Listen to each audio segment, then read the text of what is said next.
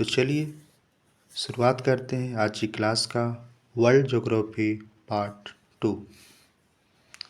Lord hadron collider तथा big bang. पहला point, ब्रह्मांड के रहस्यों को जानने के लिए European centre for nuclear research CERN ने 30 मार्च 2010 को जिनेवा में पृथ्वी की सतह से 100 फीट नीचे 27 किलोमीटर लंबी सुरंग में लॉर्ड हेड्रॉन कोलाइडर LHC नामक ऐतिहासिक महाप्रयोग शुरू किया। इसमें 1000 से भी अधिक वैज्ञानिक शामिल थे। इसमें प्रोटॉन बीमों को लगभग प्रकाश की गति से आपस में टकराया गया तथा हिग्स बोसॉन के निर्माण का प्रयास किया गया। इस महाप्रयोग के माध्यम से ब्रह्मांड की उत्पत्ति से संबंधित उन अनसुलझी अवधारणाओं को परखने का प्रयत्न किया गया जिन्हें अब तक dark matter, dark energy, one more dimension व गॉड पार्टिकल के नाम से भी जाना जाता है। वस्तुतः इस महाप्रयोग के माध्यम से वैज्ञानिक 15 अरब वर्ष पहले हुई उस ब्रह्मांडीय घटनाओं को प्रयोगशाला में दोहराना चाहते हैं, जिसे खगोलिकी में बिग बैंग के नाम से जाना जाता है। इसमें एक नोट डाउन करने वाली बातें हैं कि हिग्स बोसॉन को गॉड पार्टिकल नाम नोबेल पुरस्कार विजेता लियोन लिंडरमैन ने दिया था। इसमें अगला पॉइंट है, ऐसी अवधारणा है कि गॉड पार्टिकल के नाम से जाने जाने वाले कण हिग्स बोसॉन में ही ब्रह्मांड के रहस्य छिपे हैं, क्योंकि इसे पदार्थ निर्माण की सबसे आधारभूत इकाई माना जाता है। ब्रिटिश वैज्ञानिक पीटर हिग्स ने सन 1964 ईस्वी में कॉस्मोलॉजी समझने हेतु इस पारमाणविक अवधारणा को पेश किया था, जो भारतीय वैज्ञानिक सत्येंद्र नाथ बोस की बोसॉन थ्योरी पर आधारित थी। इस महाप्रयोग द्वारा CERN ने अंततः 4 जुलाई 2012 को हिग्स बोसॉन से मिलते जुलते सब एटॉमिक पार्टिकल की खोज करने में सफलता प्राप्त की है। इसे ब्रह्मांड के रहस्यों को जानने के विषय में महत्वपूर्ण उपलब्धि माना जा रहा है।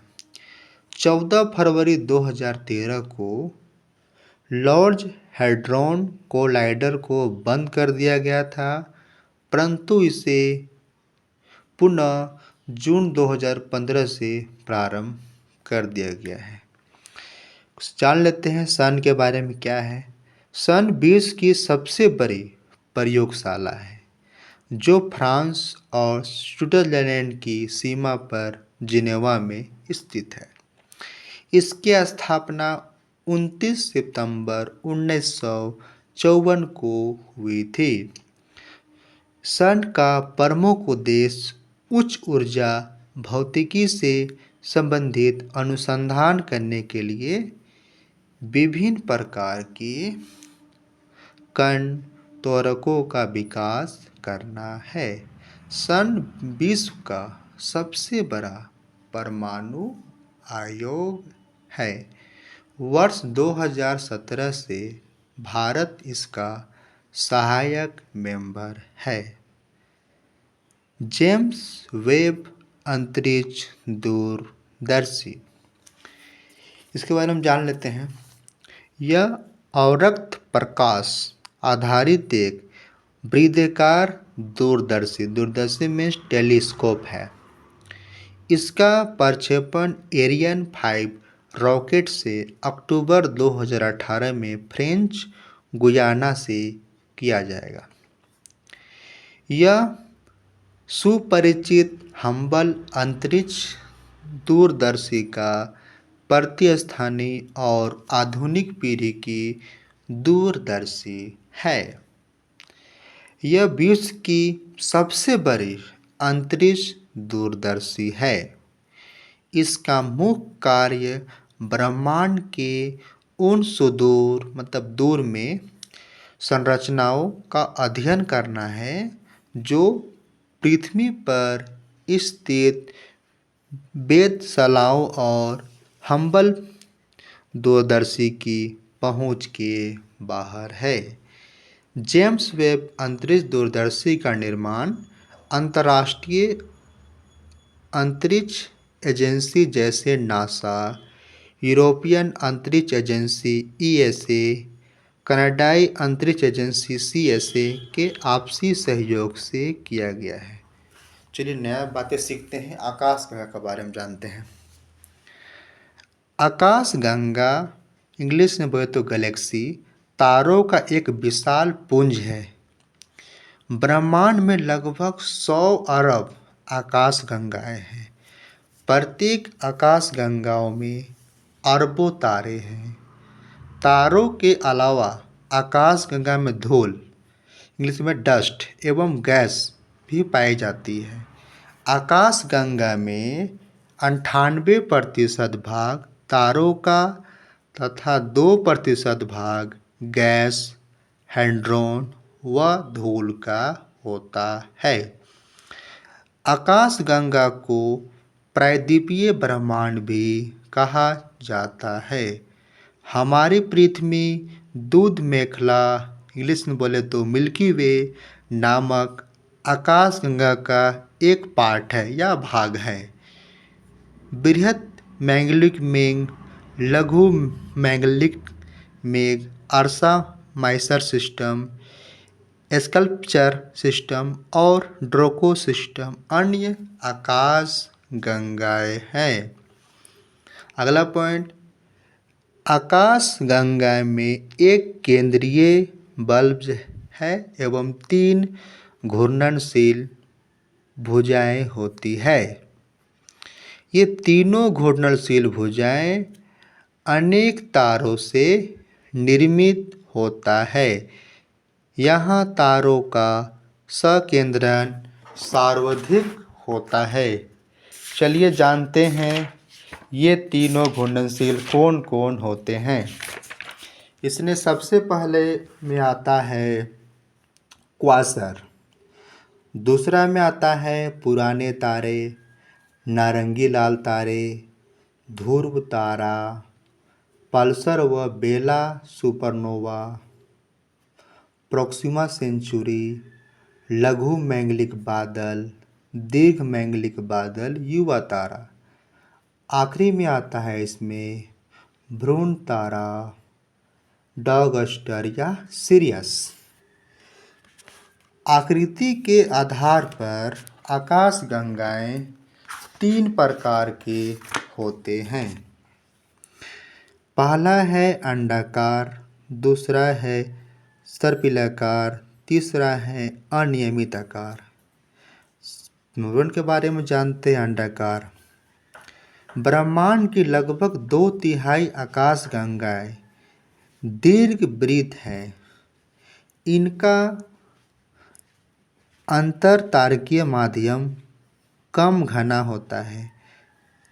ऐसा आकाशगंगा में अधिकांशतः पुराने तारे होते हैं एवं नवीन तारों का निर्माण नहीं होता है। जानते हैं एंड्रोमेडा क्या होता है। चलिए जानते हैं कि एंड्रोमेडा क्या होता है। एंड्रोमेडा सर्पिलाकार तापापुंज हमारी आकाशगंगा से सबसे निकटतम स्थित आकाशगंगा है। यह निहारिका के समान तारामंडल है जो पृथ्वी से 2.5 मिलियन प्रकाश वर्ष दूर स्थित है। इसे देवयानी तारामंडल भी कहते हैं। दूसरा बात करते हैं सर्पिलाकार। पहला पॉइंट, सर्पिलाकार आकाशगंगाओं के केंद्र में तारों का अधिक जमाव पाया जाता है। ये तस्करी के आकार की आकाशगंगाएं होती है। समस्त या सभी आकाशगंगाओं में से 1/4 आकाशगंगाएं सर्पिलाकार जैसी होती है। मिल्की वे एवं एंड्रोमेडा सर्पिलाकार आकाशगंगा के उदाहरण है। तीसरा, अनियमित। अनियमित आकाशगंगाएं मुख्यतः नए तारों द्वारा निर्मित होती है। ब्रह्मांड की सभी आकाशगंगाएं का 10वां भाग इसी प्रकार का है। जानते हैं कि लाइमैन अल्फा ब्लॉब्स क्या होता है? यह अमीबा की आकार की एवं 20 करोड़ प्रकाश वर्ष चौड़ी विशालकाय आकाशगंगाओं और गैसों का समूह है। इस विशालकाय संरचना की आकाशगंगाएं ब्रह्मांड में उपस्थित अन्य आकाशगंगाओं की अपेक्षा एक दूसरे से 4 गुना अधिक सामान्य है। इसमें पहला पॉइंट, हमारी आकाशगंगाएं को दूध मेंगला कहा जाता है। वर्ष 2005 में स्पिट्ज़र स्पेस टेलीस्कोप ने आकाशगंगा के आकार के विषय में पहले धारणाओं एवं विभव के विपरीत इस बात के स्पष्ट एविडेंस प्रस्तुत किए कि आकाशगंगा का आकार दंड संचालित सर्पिलाकार है। इस प्रकार की अवधारणा में नए व पुराने तारे सम्मिलित होते हैं। ओरियन नेबुला हमारी आकाशगंगा के सबसे शीतल और चमकीले तारों का समूह है। हमारी आकाशगंगा का व्यास 1 लाख प्रकाश वर्ष है। सूर्य हमारी आकाशगंगा का एक तारा है। यह आकाशगंगा की परिक्रमा 200 मिलियन (20 करोड़ वर्ष से भी अधिक समय से कर रहा है। प्लेनेमस सौरमंडल से बाहर एक जैसे दिखने वाले जुड़वा पिंडों का एक समूह है। साइरस या डॉग स्टार पृथ्वी से लगभग 8.6 प्रकाश वर्ष दूर स्थित है तथा यह सूर्य के दोगुने द्रव्यमान वाला तारा है। यह सूर्य से 20 गुना अधिक चमकीला है तथा रात में दिखाई पड़ने वाला सर्वाधिक चमकीला तारा है। प्रोक्सिमा सेंचुरी सूर्य का निकटतम तारा है। यह सूर्य से 4.2 प्रकाश वर्ष दूर है। इंपॉर्टेंट पॉइंट जानते हैं गैलीलियो के बारे में। गैलीलियो ने 1609 ईस्वी में पहली बार दूरबीन का प्रयोग करते हुए रात में अंतरिक्ष का अध्ययन किया। उन्होंने ऐसे तारों की पहचान की जिन्हें नंगी आंखों से नहीं देखा जा सकता है। सरस्वती आकाश गंगाओं का सुपर क्लस्टर। इसमें पहला पॉइंट बोलता है जुलाई 2017 में अमेरिकी एस्ट्रोनॉमिकल सोसाइटी की premiere research magazine the astrophysical journal में प्रकाशित शोध पत्र के अनुसार भारतीय खगोलविदों के एक दल ने अब तक अज्ञात रहे जिसके बारे में जानकारी नहीं मिला है आकाशगंगाओं के एक अत्यधिक बड़ा समूह या सुपर क्लस्टर की खोज की है। पिसीज नक्षत्र की दिशा में अवस्थित आकाशगंगा के इस बृहद सुपर क्लस्टर को सरस्वती नाम दिया गया है। सरस्वती सुपर क्लस्टर ब्रह्मांड में अब तक ज्ञात सर्वाधिक बृहद संरचनाओं में से एक है। यह पृथ्वी से 4 अरब प्रकाश वर्ष दूर है तथा 10 अरब वर्ष से भी अधिक आयु वाले इस आकाश गंगा समूह का द्रव्यमान 20 बिलियन सूर्यों के द्रव्यमान के समकक्ष हो सकता है। सुपर क्लस्टर क्या होता है जान लेते हैं। आकाशगंगाओं के समूह को सुपर क्लस्टर कहा जाता है। ये आकाशगंगाएं आपस में गुरुत्वाकर्षण बल द्वारा बंधी रहती है। वस्तुतः अनेक ग्रह एवं पिंड परस्पर गुरुत्व बंधन के कारण आकाशगंगाओं का रूप लेते हैं तथा आकाशगंगा के ये क्लस्टर पुनः समूहित होकर सुपर क्लस्टर बनाते हैं। हमारी पृथ्वी मिल्की वे नामक आकाशगंगा में स्थित है जो कि लैनियाकी सुपर क्लस्टर का भाग है। हम लोग जानते हैं अब अगला पॉइंट कि तारों का जीवन चक्र के बारे में। प्रकाश उत्पन्न करने वाले खगोलीय पिंड को तारा कहते हैं। आकाशगंगा के घूर्णन से ब्रह्मांड में मौजूद गैसों के बादल प्रभावित होते हैं। इसके फलस्वरूप आकाशगंगा की तीसरी भुजा में जो हम लोग पहले पढ़ चुके हैं हाइड्रोजन के बादल बनने प्रारंभ होते हैं जिन्हें स्टेलर नेबुला कहते हैं। अब बात करते हैं कौन कौन सा गैस पाया जाता है।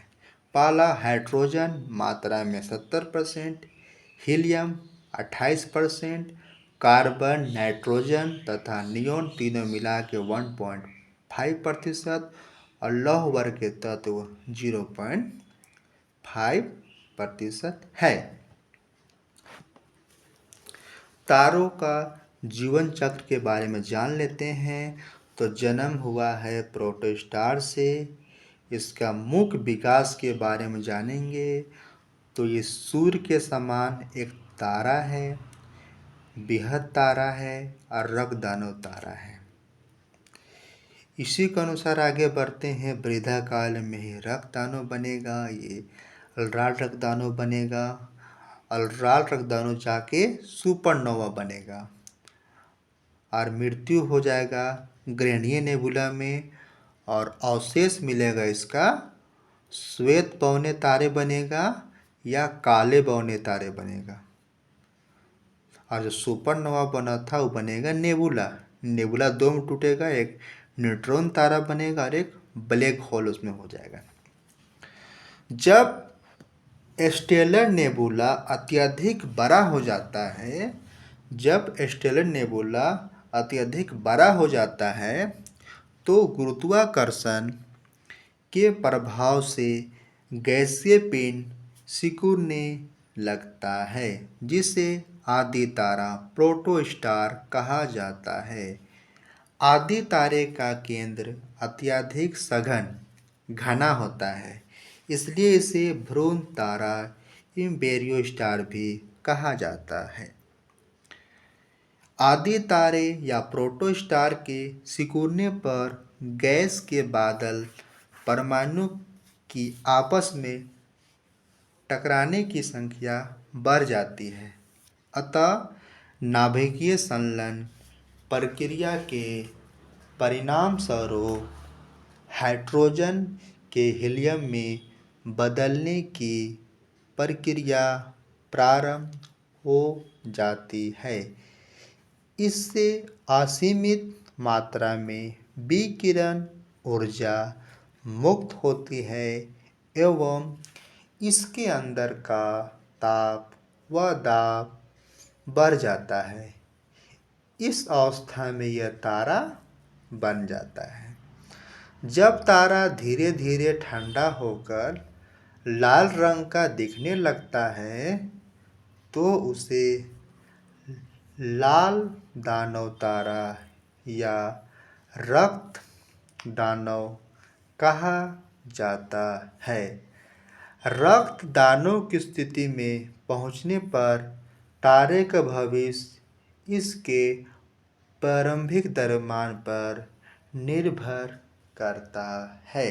अगला पॉइंट, 1983 में नोबेल पुरस्कार से सम्मानित भारतीय मूल के अमेरिकी खगोल भौतिकविद एस चंद्रशेखर के अनुसार 1.44 सौर द्रव्यमान ही श्वेत वामन व्हाइट ड्वार्फ के द्रव्यमान की ऊपरी सीमा है, जिसे चंद्रशेखर सीमा कहते हैं।